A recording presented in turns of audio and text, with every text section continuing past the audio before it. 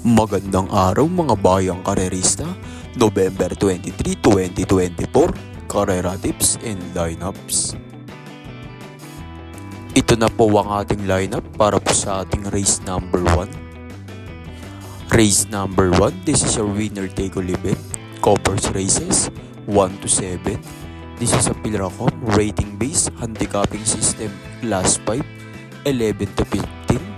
Ang distansya nga po natin dito mga bayang karerista ay 1,400 meters at magsisimula nga po ito ng 2:30 PM mga bayang karerista. First choice ko nga po dito mga bayang karerista yung entry number 10 Lemon Bell. Narerendahan nga po ni JD Hugo mga bayang karerista. De banderang kabayo ito mga bayang karerista. Matibay sa unahan, wag lang ibabiya ito. May panalo ito rito. Second choice ko nga po yung entry number 14 na si Work From Home. Narerendahan nga po ni John Paul Leguse mga bayang karerista. Ito mga bayang karerista, bumaba na rin sa laban. Deremating kabayo mga bayang karerista, gumanda lang ang presyo nito sa pagremate. Malaki ang panalo nito rito. Third choice ko nga po entry number 5 na si Spaghetti pababa. Narerendahan nga po yan ni John Alvin Gusi mga bayang karerista. Deremating kabayo rin po ito mga bayang karerista, pero gamay ni John Alvin Gusi ito mga bayang karerista, kaya tingin ko may panalo rin to rito. Ito na po ang ating lineup para po sa ating race number 2. Race number 2, this is our first Big 5 event, covers races 2 to 6.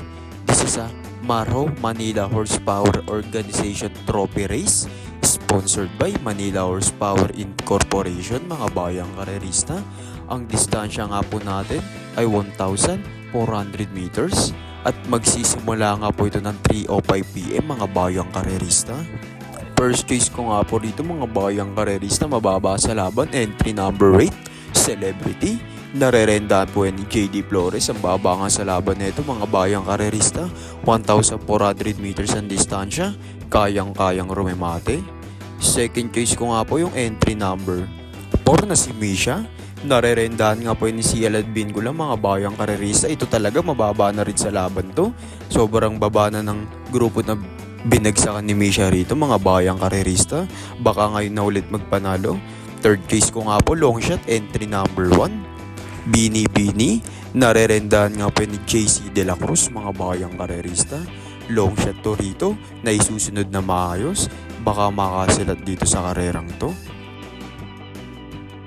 Ito na po ang ating lineup para po sa ating race number 3. Race number 3, this is our second winner take all event, covers races 3 to 9. This is a Maro Metro Manila Turf Club Incorporation Trophy Race, sponsored by Metro Manila Turf Club.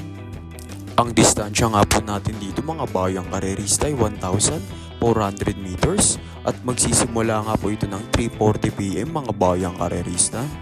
First choice ko nga po rito mga bayang karerista yung Kapolentry Foreign Foray Charm Campaign. Narerendahan ni EA Abrea at Sister Moon.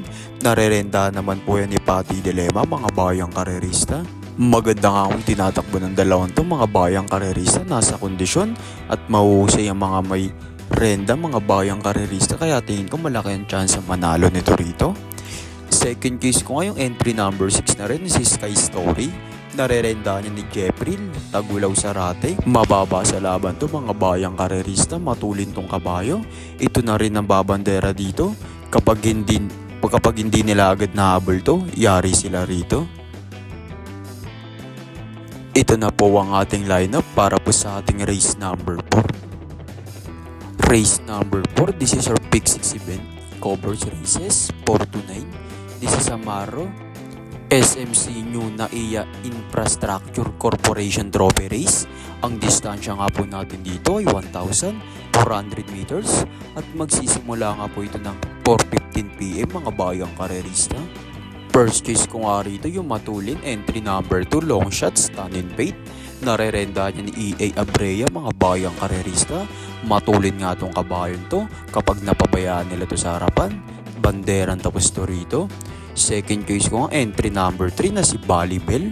Narerendahan nga po ni Jeffrey Tagulaw Sarate mga bayang karerista. Gamay ni Sarate to, At maganda rin ang tinatakbo ni kabayo mga bayang karerista.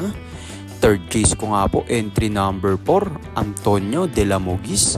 Narerenda niya ni si Elad Vincula. Maganda nang itinakbo lasera neto mga bayang karerista. Maganda ang pagkakaremate, nabitin lang kaya dumating lang siya segunda. Ngayon tingin ko may panalo na to rito. Ito na po ang ating lineup para po sa ating race number 5. Race number 5, this is your second pick 5 event. Covers races 5 to 9. This is Amaro, Magnolia, and Pure Foods Trophy Race, sponsored by San Miguel Corporation Maro Special Trophy Race. Ang distansya nga po natin dito ay 1,400 meters at magsisimula nga po ito ng 4:50 PM mga bayang karerista. First case ko nga po rito yung entry number 8, James Hadenap.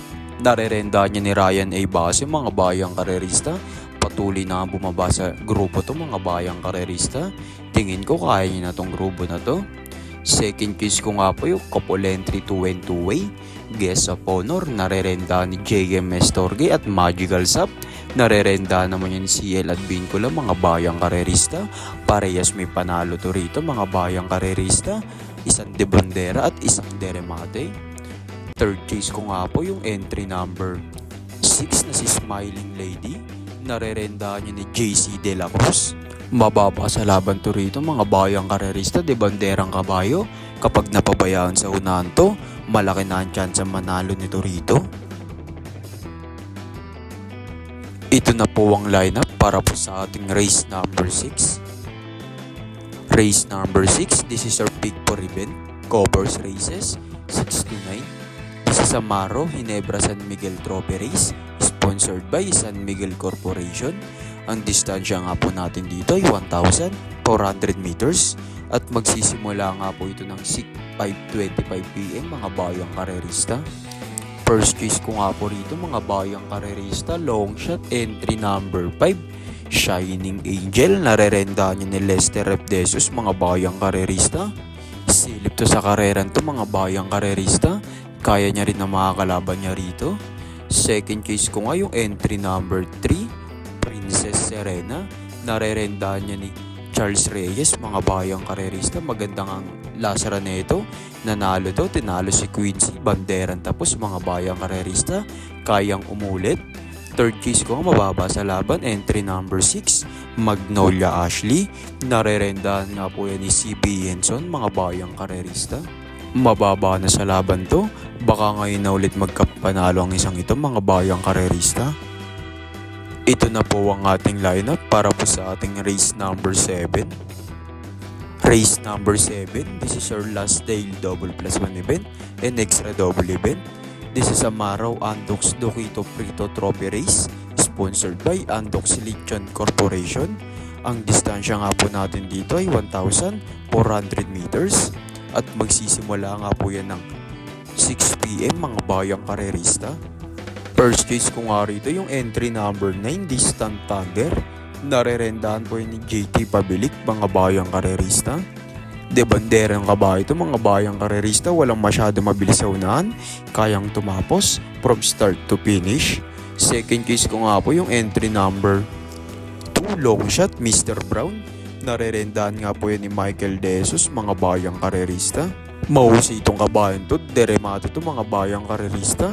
Malakas nga rumemate ang kabayong to. Third case ko nga po yung couple entry 77A, Potential. Narerendahan ni CB Garganta at Snow White. Narerendahan niya ni RC Baldonido. Parehas may panalo to rito mga bayang karerista. Parehas deremate. Kaya wag po kayo mawawalan nito sa winner take all o kahit saan po. Ito na po ang ating lineup para po sa ating race number 8. Race number 8, this is our last daily double event. This is a Pilracom rating based handicapping system class 4, 28 to 33. Ang distansya nga po natin dito mga bayang karerista ay 1,400 meters at magsisimula nga po ito ng 6:35 PM mga bayang karerista. First choice ko nga po rito yung entry number 11, Shanghai Silk. Narerenda niya ni JM Storge, mga bayang karerista. Malakas nga rumemate ang kabayon to at gamin ni JM Storge to. Second choice ko nga yung entry number 9 na rin na si Doña Leoncia. Narerendahan nga po yun ni JB Bakaykay. Maganda nga ang itinatakbo ng isang ito, mga bayang karerista. At mabigat ang huling panalo na ito dahil tinalo niya si Daily Burn, mga bayang karerista. Si stakes race nga po yun. Kaya mababa to sa laban to rito. Third choice ko nga po yung entry number 8, Work Bell. Narerendahan niya ni JB Hernandez, mga bayang karerista. Maganda nga ang pinanalo din nito last run. Partida na iwan pa to. Kung hindi maiiwan to, mga bayang karerista, malayong mananalo to rito. Ito na po ang ating lineup para po sa ating race number 9. Race number 9, this is your last race for today. This is a Marro Andox Yempo Trophy Race sponsored by Andox Lechon Corporation. Ang distansya nga po natin dito, mga bayang karerista, ay 1,400 meters. At magsisimula nga po ito ng 7:10 PM, mga bayang karerista.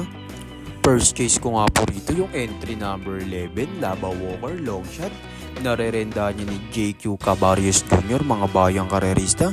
Mababa na nga sa laban to rito. Silip to, mga bayang karerista. Second choice ko nga yung entry number 10, Golden 8. Narerenda niya ni Kelvin Betea Bobo. Lagi lang nabibitin to, mga bayang karerista. Baka ngayon sumakto na. Third case ko nga po yung entry number 4 na si Winsa Maxine. Narerenda niya ni Charles Reyes, mga bayang karerista. De banderang kabayo. Baka mababayaan nila sa harapan to, kayang tumapos from start to finish.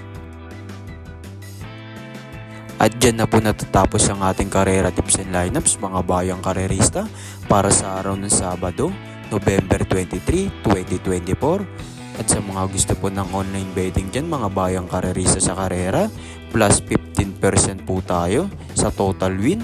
Message nyo lang po ako sa ating Facebook, mga bayang karerista.